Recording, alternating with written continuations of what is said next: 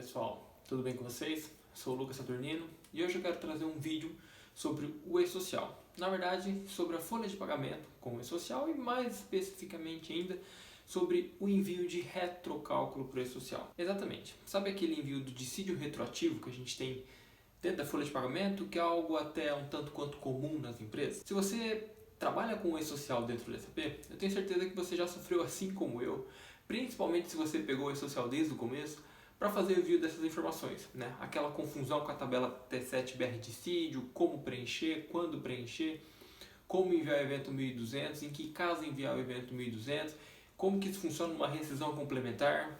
Pois bem, esse é um tema que gera muita dúvida, esse é um tema que sempre foi muito pedido pra gente, quando a gente abre as caixinhas de pergunta no Instagram e tudo mais. Então a gente colocou na pauta e decidiu gravar esse vídeo para vocês, tá bom? Então hoje a gente vai falar sobre como preencher a tabela T7BR dissídio e enviar o evento 1200 para cálculos retroativos dentro do SAP para o e-social. Bom, mas antes de entrar no conteúdo do vídeo, eu não posso deixar de pedir para você não se esquecer de deixar o seu like aqui, né? Já deixa o seu curtir aqui nesse vídeo, compartilhe esse vídeo com os seus amigos, né? Para fazer com que essa informação possa chegar ao maior número de pessoas e, obviamente, a gente conseguir alcançar e ajudar o maior número de pessoas. E, se você ainda não é inscrito aqui no canal, também se inscreve para você não perder nenhum vídeo que a gente vem soltando aí, tá? Lembrando que no canal vídeo todas as terças e quintas-feiras às 7 horas da noite. E também, se você ainda não conhece o nosso Instagram, @CT, ele vai estar aqui em cima do vídeo em algum lugar. Segue a gente também lá no Instagram e acompanha os nossos posts diários. Então é bem bacana que a gente consegue ficar muito mais próximo de vocês. E inclusive, se você tem uma sugestão de conteúdo, assim como foi esse vídeo, coloca lá pra gente. Envia comentários, quando a gente abrir caixinha de pergunta, manda pra gente. Ou comenta em qualquer um dos nossos posts no feed que a gente vai estar sempre olhando, tá bom? Bom, e antes da gente entrar efetivamente na tela do meu computador e eu mostrar pra vocês como a gente faz o preenchimento da tabela T7BR dissídio, vamos falar um pouquinho sobre o conceito do envio de retrocálculo para o e-social, né? Basicamente, todo envio de retrocálculo, seja ele uma folha mensal ou seja ele uma rescisão complementar, que eu vou recalcular a minha rescisão, eu tenho que ser feito a partir do evento 1200. Sobre a rescisão, a gente já vai chegar, tá? Mas com relação ao envio de um retrocálculo numa folha mensal, por exemplo, vou calcular agora a minha folha do mês de maio e vou fazer um recálculo desde a minha folha lá de janeiro, passando por janeiro, fevereiro, março, abril e pagando tudo agora as diferenças em maio. Dentro do SAP a gente faz o processo normal de cálculo retroativo, né? A chegada do e-social não mudou nada com relação a isso, tá?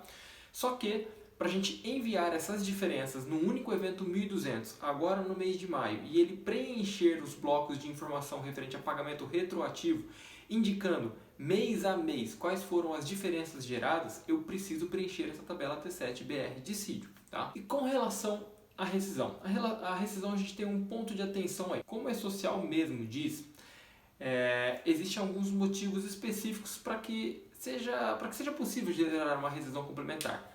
Caso contrário, não é rescisão complementar, é uma retificação da minha rescisão.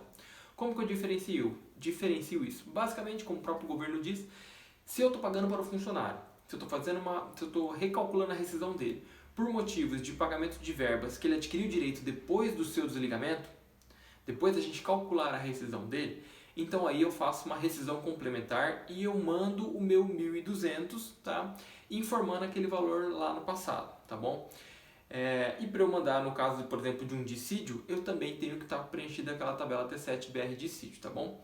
Qual outro caso que eu posso pagar uma rescisão complementar e enviar um 1200 e não precisar fazer a retificação do meu evento 2299, pagando encargos e tudo mais, né? Quando eu tenho o pagamento de um PLR, por exemplo, né? Que é uma verba que ele adquiriu direito depois dele ter saído, né? Às vezes a empresa paga PLR no meio do ano e o cara saiu em janeiro. Então chegou no meio do ano, ele tem um valor proporcional ao tempo que ele trabalhou na empresa. E ele vai receber, obviamente, numa rescisão complementar ou de repente num próprio off-cycle do PLR, você vai gerar um evento 1200, tá? Dentro do SAP tem algumas regras específicas de algumas naturezas de rubrica que ele aceita você gerar o evento 1200 para desligado, tá? Sem preencher a tabela T7BR dissídio. O PLR é uma delas. Mas hoje o nosso cenário aqui a gente vai falar sobre dissídio retroativo. Então, pensando também em uma rescisão, eu vou preencher a minha tabela T7BR dissídio, normalmente, e vou gerar a minha rescisão, só que na verdade eu vou gerar um 1200 para esse funcionário agora no mês de maio. Vamos supor que ele foi desligado lá em fevereiro, e eu vou retrocalcular desde janeiro, né, porque o dissídio saiu retroativo a janeiro, eu vou enviar agora um 1.200 no mês de maio, e nesse 1.200 ele vai trazer as diferenças de janeiro e fevereiro para ele, referente a essa rescisão complementar. Quando que eu faço a retificação do meu 2299, só para falar rapidinho sobre isso? Quando eu tenho, por exemplo, um esquecimento de um pagamento, né? O valor de hora extra foi pago indevida, ou alguma coisa o sindicato alertou no momento da minha homologação, né? Então eu tenho que fazer uma rescisão complementar dentro da SAP, eu faço o mesmo processo, só que ao invés de mandar o 1.200, ele vai mandar um 2299, retificando aquele valor lá no passado. Então eu vou retificar o meu evento 2299, que pode sim gerar alguns encargos e diferenças, multas e coisas do tipo ao governo, dependendo do prazo aí que você está fazendo essa retificação, tá? E você vai notar que se o funcionário está desligado, mas ele não tem a tabela T7BR dissídio, também não tem nenhuma rubrica com essa natureza específica que ele seja elegível ao evento 1200, você vai ver que ele automaticamente, mesmo você tentando gerar um 1.200 para ele, ele vai falar que não é elegível e vai gerar uma retificação do 2299. Então, muita atenção, que eu já vi muitas pessoas enviarem sem perceber o 2299, achando que tentou gerar um 1.200 para o desligado, ele gerou um 2299 e acaba enviando esse 2299, abrindo o período do passado e gerando um certo problema aí no seu social, tá bom? Vamos entrar agora na tela do meu computador aqui, que eu vou mostrar para vocês então como que a gente faz o preenchimento da tabela T7 dissídio, que tem alguns segredos ou alguns macetes ou na verdade alguns pontos de atenção com relação às datas, tá bom? Vamos lá. Bom, já estou aqui na tela do meu computador, vocês estão vendo a minha tela aí, tá? E a gente vai começar falando um pouquinho sobre a estruturação dentro do SAP, tá? O que a gente preenche lá no final é a tabela T7BR dissídio, tá? Essa tabela aqui eu estou na transação SM30, tá? E para eu acessar essa tabela, a visão é V_T7BR dissídio, tá?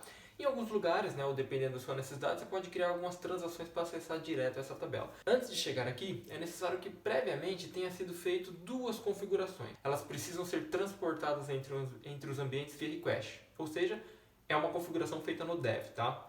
A tabela T7BR dissídio não, ela é feita direto em produção. A primeira é uma tabela onde eu vou fazer a criação dos meus agrupamentos. Por quê? A minha tabela T7BR dissídio, você vai ver que eu preencho por agrupamentos de funcionário. Porque eu tenho que falar que o dissídio saiu para um grupo de funcionário, não sai para um funcionário específico, tá? Então, para eu associar a minha tabela T7BR dissídio a esses grupos, previamente eu preciso criar esses grupos.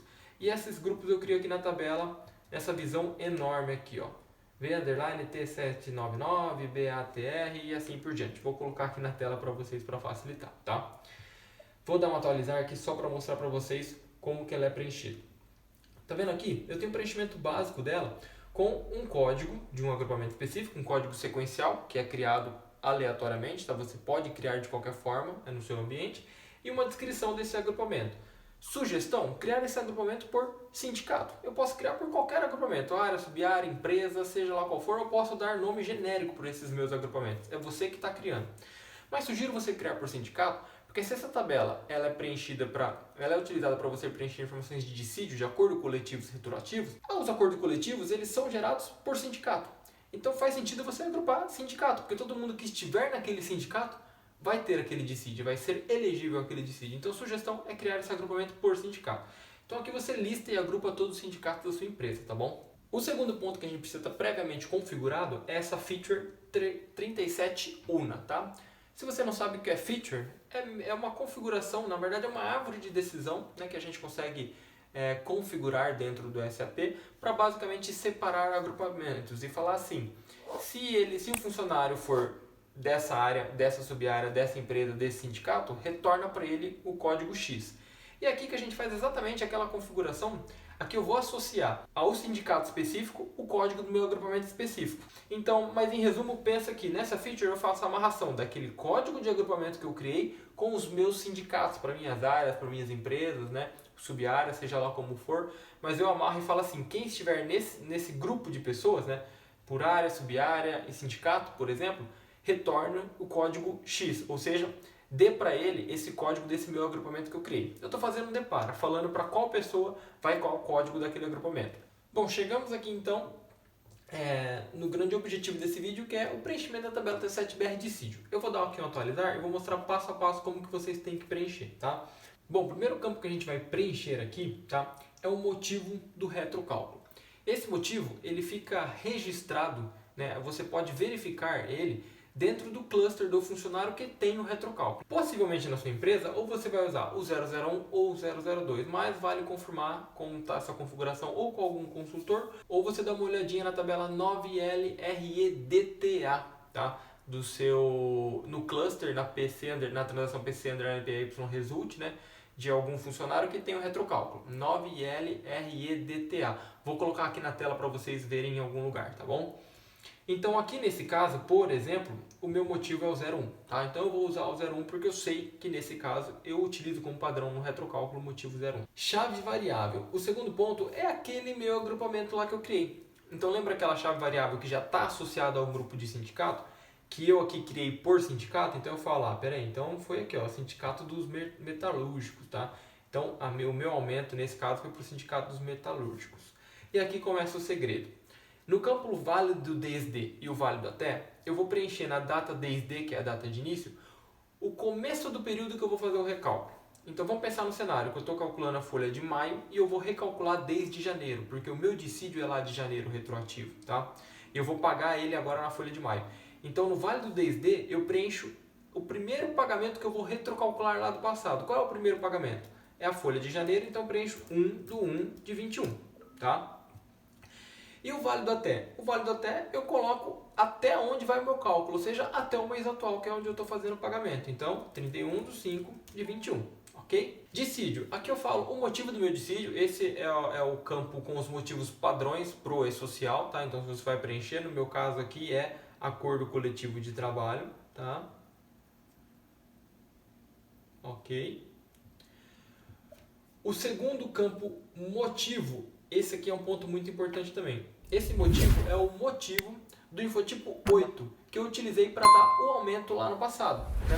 Então, obviamente, quando você deu um aumento retroativo para o funcionário, o infotipo 8 dele foi delimitado agora lá no passado, né? Lá em 1 de janeiro nesse nosso cenário. E qual foi o motivo que você deu para esse aumento? Qual é o motivo que está registrado lá no infotipo 8, né? No meu caso é acordo coletivo retroativo, que existe um motivo específico para isso. Então é esse que eu vou colocar aqui, tá bom? Seguindo em frente, aqui eu coloco a data efetiva que saiu o meu acordo coletivo, tá? Se esse acordo coletivo saiu no dia, vamos supor que ele saiu agora no dia 18/5 de 21. Então eu coloco aqui a data que saiu o meu acordo coletivo. Esse também é um campo que vai ser preenchido lá no e-social, tá? E esse campo, a data efetiva, eu preencho a data que, a partir de quando ele vai ser efetivado. Como a gente está falando do aumento retroativo e no nosso cenário fictício ele foi lá em janeiro, então eu coloco que ele foi efetivado, inclusive o infotipo 8 foi modificado em 1/1 de 21, tá? E aqui, por último, no último campo, período de informação, eu preencho em qual período eu vou enviar essa informação, em qual folha eu vou enviar essa informação. No nosso caso, é na folha de 5 de 2021, tá bom? E o último campo, um campo texto que a gente tem aqui, é para eu colocar alguns detalhamentos do motivo desse pagamento retroativo. Também é um campo que vai ser enviado para o social, tá? Eu costumo colocar aqui também o acordo coletivo sindicato dos metalúrgicos, né? Se eu não me engano, que foi o que a gente colocou no sindicato. Então eu coloco aqui, registro uma informação do motivo desse dissídio, que vai também ser preenchido para o e-social, tá? E ponto. Tá aqui. Preenchemos a nossa tabela T7BR dissídio, tá? Bom, é isso. Espero que esse vídeo tenha ajudado vocês no preenchimento, a entender como funciona o preenchimento dessa tabela T7BR dissídio e que vocês possam deixar de sofrer ou sofrer, nem que seja um pouco menos agora com esse processo dentro da SAP, tá bom? Um grande abraço, até a próxima e tchau!